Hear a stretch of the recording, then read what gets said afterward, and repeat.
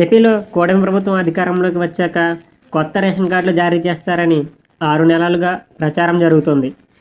ఇప్పుడు తాజాగా డిసెంబర్ 2 నుంచి ఏకంగా దరఖాస్తులే స్వీకరిస్తారనే ప్రచారం కూడా జరిగింది. దీంతో జనం సచివాలయాలకు క్యూ కడుతున్నారు.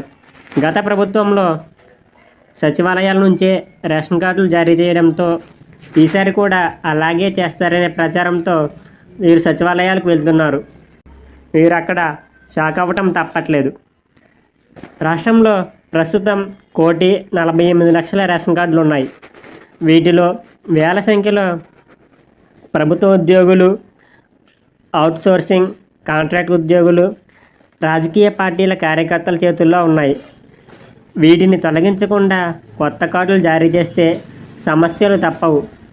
దీంతో కొత్త కార్డుల జారీకి ప్రభుత్వం ఇంకా కసరత్తు చేస్తూనే ఉంది. ఆలోపు రాష్ట్రంలో కొత్త కార్డుల జారీపై పుకార్లు మొదలయ్యాయి. వాస్తవానికి కొత్త రేషన్ కార్డులకు సంబంధించి ప్రభుత్వం నుండి ఇప్పటి వరకు ఎలాంటి అధికారిక ఉత్తర్వులు వెలువడలేదు. అలాగే డిసెంబర్ 2 నుండి దరఖాస్తుల స్వీకరణ అంటూ జరుగుతున్న ప్రచారం కూడా ఒట్టిదేనని తేలిపోయింది.